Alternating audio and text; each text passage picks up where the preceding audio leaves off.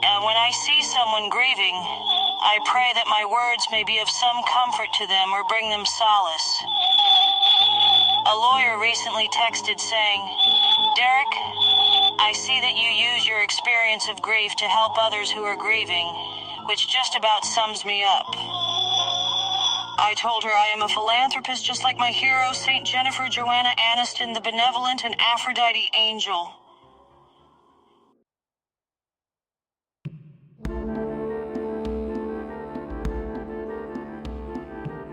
What exactly is grief? A question many have asked, but very few can actually answer, let alone define. Yet those who have had the misfortune to experience its devastating effects know all too well.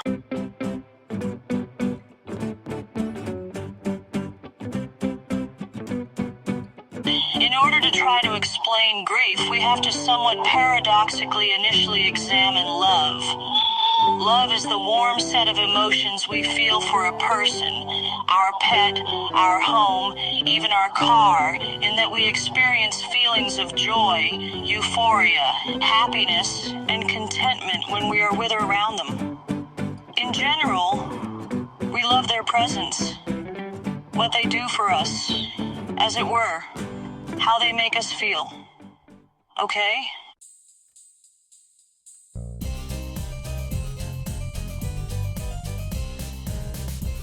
The love hormone oxytocin, the feel-good hormone dopamine, GABA neurotransmitter controls more stimulating neurotransmitters such as dopamine. GABA is used in neuropathy, but duloxetine is far better. Serotonin neurotransmitter is a natural anti-anxiety and antidepressant that helps sleep and regulates gut movements. Endorphins are natural pain-killing and stress-reducing hormones. This explains why scientists have been able to prove that pet owners suffer a similar type of grief when their pets die as when humans pass.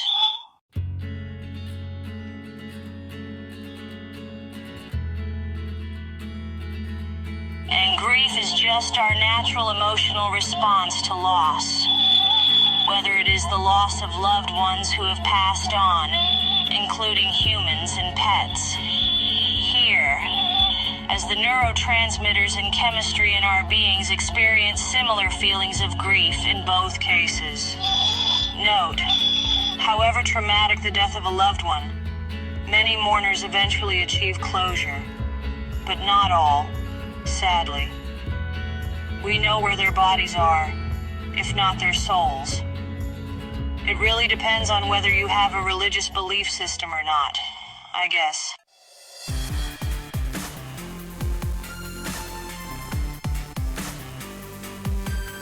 Loved ones who are held hostage, such as those currently held captive in Gaza. Note that here we know our loved ones' whereabouts, but not their medical condition. For instance, Omer and Carmel Gad are dead, yet their families hope to be able to bring them home to honor them and seek closure. Other hostages are alive, if not in the best health, yet their loved ones await their return with bated breath so that they can be reunited, honored, and get their lives back. Note in particular that here, their whereabouts may change, but we have a rough idea of their location all the time.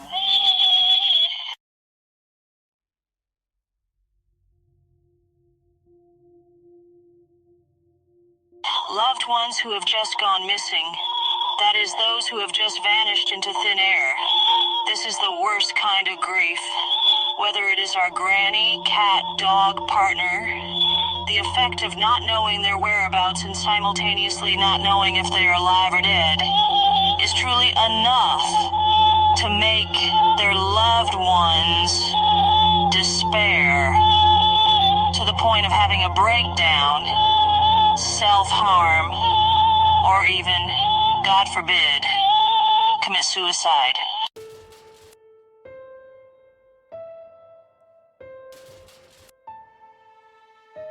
I have experienced all three, and I truly still struggle somewhat to adjust, even though I counsel the grieving daily. So I try to comfort the grieving by reassuring them that there is nothing wrong with crying or being saddened by grief, as crying is good for the soul. It is an emotional purgative, I believe. Actually, I have dedicated myself to good causes since 2000, inspired by my hero who is currently helping to save lives in California, as is her wont.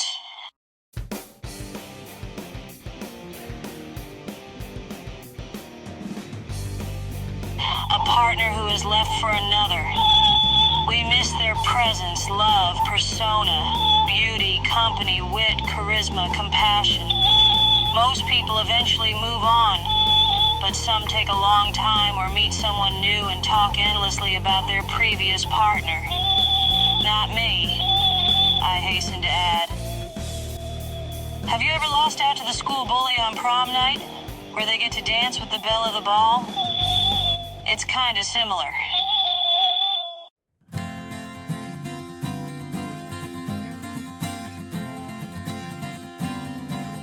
Sports competitions, contests, bets, or academic failure. That is, we often feel sad after losing a boxing match or failing an exam. Material things such as property, cars, and so on. Totally true. For instance, moving house is very stressful, but watching your home being razed to the ground, well, I can just imagine how traumatic this is. Devastating.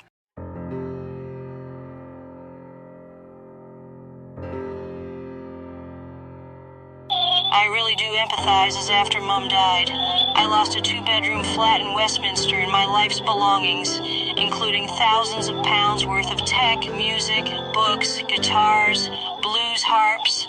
Awful.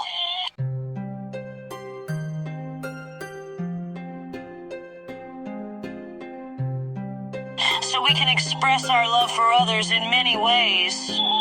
But I think the late, great John Lennon and Paul McCartney said it best with the immortal lines. It's a love that lasts forever. It's a love that will never die. Sublime.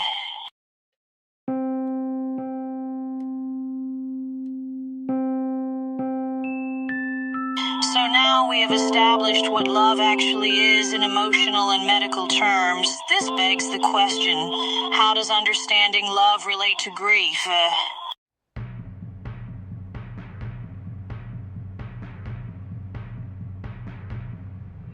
Well, when our loved ones pass on, we are hit by an emotional tsunami of overwhelming proportions that can possibly drown us with severely negative thoughts or emotions such as despair, thoughts of self-harming, even suicide.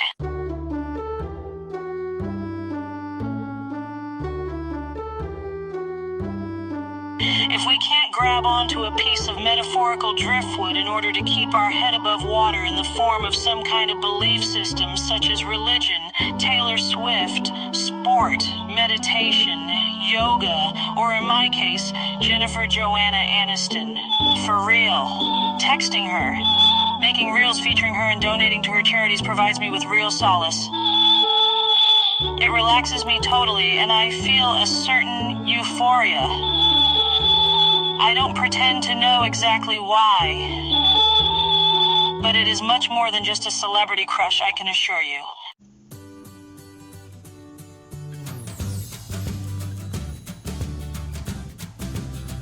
Leonard Cohen once wrote, "You know my love goes with you as your love stays with me." So when our loved ones are alive, we share a two-way love, okay? When they pass, however, then although our love goes with them still, only the actual memory of their love stays with us, as they are no longer present. That is, we still feel love for them, but the love is not bi-directional anymore.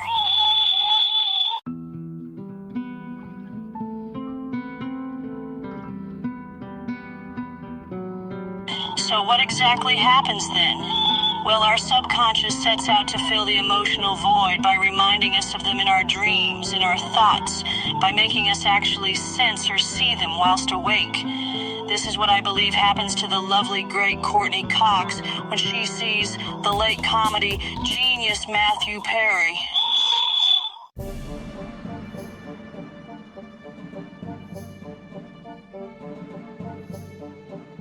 Does grief ever go away? Sadly, how can it? Think about it. Only those who are totally indifferent to the people around them or actually love no one or hate everyone never grieve. For instance, if you were a hostage in Gaza and the Israeli Defense Force asked if they should kill your captors, whilst you may show mercy and spare their lives, it would not be because you loved them, but because, like God, you are merciful. Yet if the decision was not yours to make and they were executed anyway, you would certainly not grieve for them, as it would be impossible to. At best you would, being only human, be indifferent.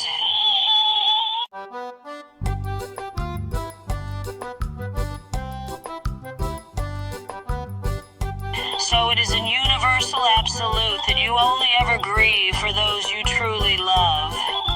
And to repeat, as this love for them is a love that lasts forever. It's a love that will never die nor can grief ever actually disappear or die completely.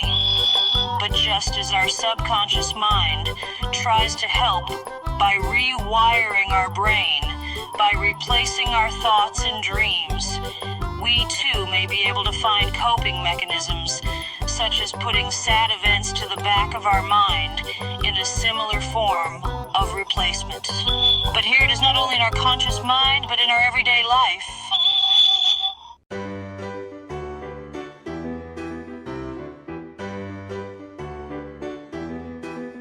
That is, when we are forced by circumstance to readjust our way of life, we try our best to find ways of dealing with our loss, while simultaneously finding solace any way we can, in a way that we kind of reinvent ourselves, as it were, I suppose.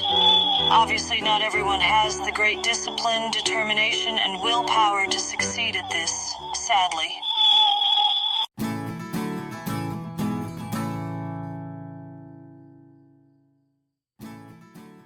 In summary,